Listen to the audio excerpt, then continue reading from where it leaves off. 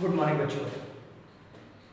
आज फिर से रिटायरमेंट चैप्टर में से एडजस्टमेंट ऑफ कैपिटल का जो टॉपिक है रिटायरमेंट में, उस टॉपिक का मैं fourth case adjustment of capital का समझा रहा हूँ। मैंने अब तक 3 केस अपनी वीडियोस में समझाने की कोशिश की है। आज मैं चौथा केस समझा रहा हूँ कि रिटायरमेंट में जो एडजस्टमेंट ऑफ कैपिटल होती है वो फोर्थ केस में कैसे होती है। तो उस केस का नाम क्या है बच्चों? When remaining partner brought cash to make their capital in proportionate to new ratio। मतलब जो रिमेनिंग पार्टनर है वो अपने पास से पैसा लाकर रिटायरिंग पार्टनर को पैसा पे कर देंगे और अपनी कैपिटल को न्यू रेशियो में डिस्ट्रीब्यूट कर देंगे। तो कैसे क्वेश्चन की पहचान होगी? मैंने क्वेश्चन वही लिख रखा है, ABC पार्टनर है, उनकी बैलेंस शीट गिवन है और कुछ एडजस्टमेंट पॉइंट है। अब हम कैसे समझेंगे कि ये फोर्थ केस की बात कर रहा है? तो फोर्थ केस ये कहता है कि जो पार्टनर रिटायर हो रहे हैं उस रिटायरिंग पार्टनर को बचे हुए पार्टनर पैसा लेकर आ रहे हैं, यानी ए एंड जैसे ए और सी यहाँ पर रिमेनिंग पार्टनर है, बी रिटायर हुआ है, तो A and C brought cash to paid for B, कुछ इस तरीके से पॉइंट कहे होंगे, है ना। अब देखो जैसे मैंने यहाँ पर लास्ट पॉइंट में लिखकर बताया है, A and C decide to bring adequate amount to paid for B, यानी A और C अपने पास से वो अमाउंट लेकर आ रहे हैं जिससे वो B को पेमेंट कर दे और इनकी कैपिटल किसमें हो, and their capital in new ratio, and their capital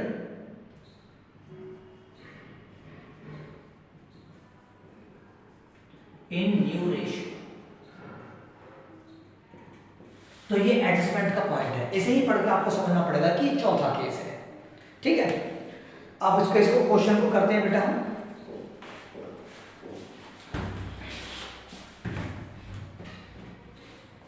मैंने रिवैल्यूएशन और पार्टनर कैपिटल अकाउंट पहले से ही इसके बना दिए हैं, तो हम समझते हैं इसको करते कैसे हैं।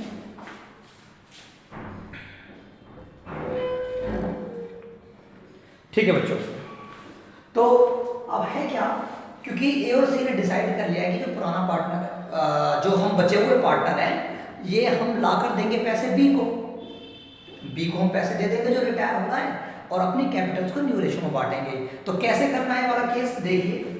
सबसे पहले हम इनकी एडजस्टमेंट के बाद जो कैपिटल है उसको निकालेंगे। जरा कैलकुलेट करिए, 60 10 70 और ये 73,000 आएगा। कितना आएगा इसका टोटल? 73,000। मैं यहाँ पर लिख देता हूँ, ठीक है, पर ये रफली लिखना आप। 73,000 इसमें से ये वाला टोटल माइनस करो, ए की इस साइड में से ए की ये साइड माइनस करो, तो 73,000 में से 9,600 लेस करेंगे तो कितना आएगा बच्चों? 400।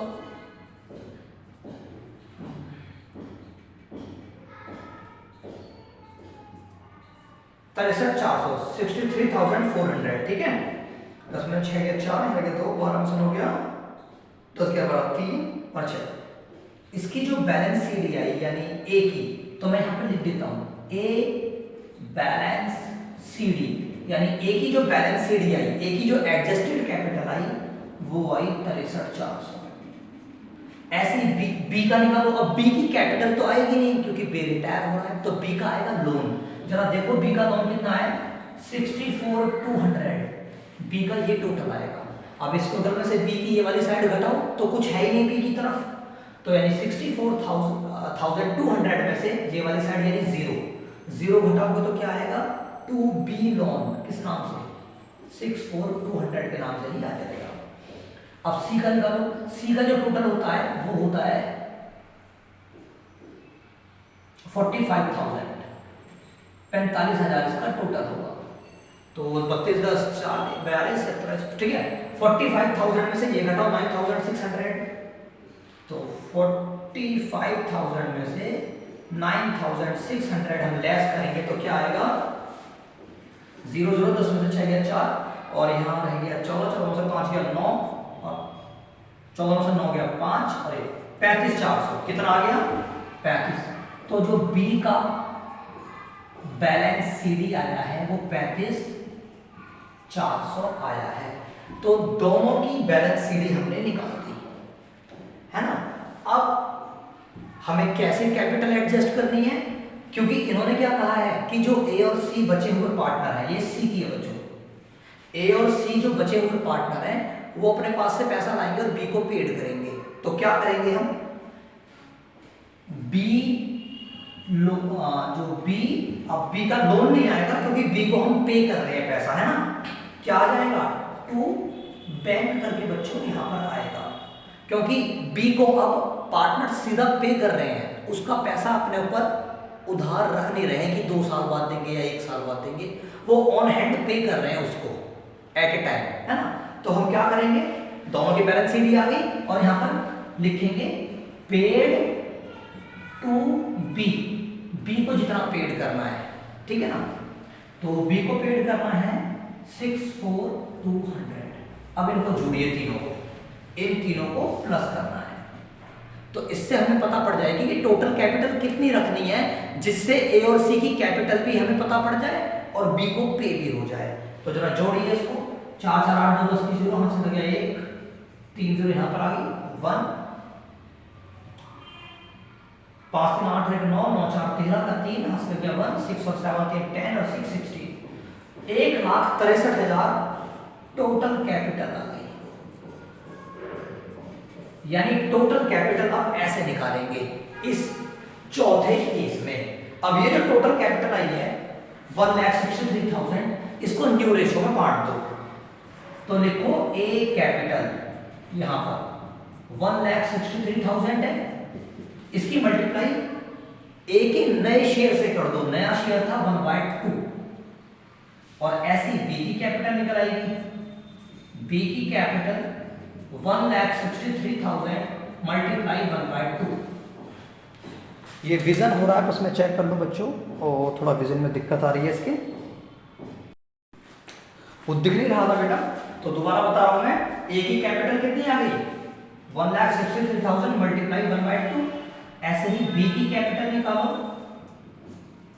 बी की कैपिटल आएगी 1,63,000 मल्टीप्लाई 1/2, यानी इसको 1/2 में बांट दो, जो टोटल कैपिटल आई है इसे यानी न्यू रेशो में डिस्ट्रीब्यूट कर दिया। अब इसको 1/2 से डिडक्ट करोगे तो कितना आएगा, 2 8 जा 16 और 2 1 जा 2, 2 5 जा 10, 81500। या तो यहां पर टू बैलेंस सीडी, यानी जो बैलेंस सीडी जो नई कैपिटल होगी ए की, वो कितनी होगी 81500। ऐसे ही सेम बी की भी कितनी, सी की कितनी आ जाएगी, जो रिटायर हो रहा है उसकी निकालनी है, सी की भी कितनी आ जाएगी 81500। तो अब हमें इसको हमने पे कर दिया जितना बी को पे करना था, उसके बाद हमने ए और सी की कैपिटल ए और सी में दे दी। अब हम इनको चेक करेंगे, मेरी इंक क्यों चली गई, चलो कोई बात नहीं, बाद में देखते हैं। तो अब हम चेक करेंगे कि दोनों साइड में कितना डिफरेंस आ रहा है, क्योंकि हमने कैपिटल ऐसे निकाल दी है। अब जरा टोटल करो, ये 73,000 था और ये कितना है। तो बच्चों अब हम डिफरेंस देखते हैं कि कौन सी साइड कम आ रही है, कौन सी साइड ज्यादा आ रही है। अब जरा इसका टोटल 73,000 था और इस साइड का टोटल कितना हो रहा है, हम जरा टोटल कर लेते हैं, 9600 81500 006511 और 1 10 11 91,900, इधर का टोटल 91,100, ठीक है। और ए की इस साइड का टोटल आ रहा है 73,000, ठीक है।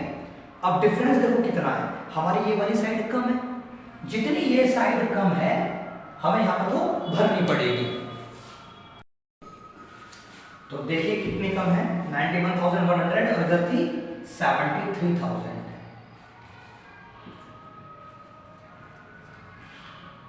0 1 11 से 3 गया 9 10 11 9 सॉरी 8 और यहाँ पर है 8 में 7, तो 18,100। ये जो साइड कम है वो है 18,100 से, और ये जितनी भी कम है इसे बाय बैंक करके यहाँ पर हम फिल करेंगे। ठीक है, अब ये दोनों साइड इक्वल होगी 91,100। जो बी की साइड है वो हमारी 64,200 ही है, तो इसको बैलेंस करने की जरूरत नहीं है। हम तीसरी साइड पे चलते हैं। हमारी इस साइड का टोटल क्या आएगा 96,000 81,500। तो 90,000 तो एक हो गया, 90,000 और एक 91,100। ये भी कितना हो गया 91,100। ठीक है, इस साइड का टोटल, इस साइड का टोटल 45,000 है, तो ये टोटल काफी कम है। तो कितना कम है चेक करते हैं। 91,100 में से, यानी सी की इस साइड में से सी की ये साइड चेक करो, इधर 45,000 आ रहा था, 100 11 से 5 गया 6, यहाँ रह गया 8 8 बचा इधर 46,100। इस तरफ जो कम आ रहा है 46,100। तो यानी जो साइड कम है उस तरफ हम उतनी अमाउंट लिख देंगे, और ये भी टोटल कितना हो गया अब 91,100 के इक्वल हो गया। तो ये हो गए बच्चों एडजस्टमेंट बाय बैंक करके मैंने इस तरफ दिखा दी है जो साइड कम थी। ठीक है, मैं थोड़ा सा रिवीजन फिर से बता रहा हूं मैंने क्या करा इस क्वेश्चन में। रिवॉल्यूशन पार्ट में कैपिटल अकाउंट बना दिया जैसे बनाते हैं, बस इनका जो बैलेंस सीडी था वो मैंने रफली निकाला पहले, और जो इनका बैलेंस सीडी आया वो 63,400 ए का आया और 35,400 सी का आया, है ना। और बी को जो पे कर रहे हैं, क्योंकि बी रिटायर हो रहा है, बी को जो पे कर रहे हैं वो 64,200 आया। तीनों को टोटल करके मैंने टोटल कैपिटल निकाली, फिर उस टोटल कैपिटल को मैंने न्यू रेशियो में बांटकर, तो जो न्यू रेशियो में बांटकर टोटल कैपिटल आई वो 81,500 आई, तो वो ही मैंने बैलेंस सीडी के रूप में ए और सी में लिखी है। ठीक है ना, इसको ही कहते हैं कि कैपिटल एडजस्ट है पहले से ही, आपको उतनी ही रखनी है जितना कह दिया।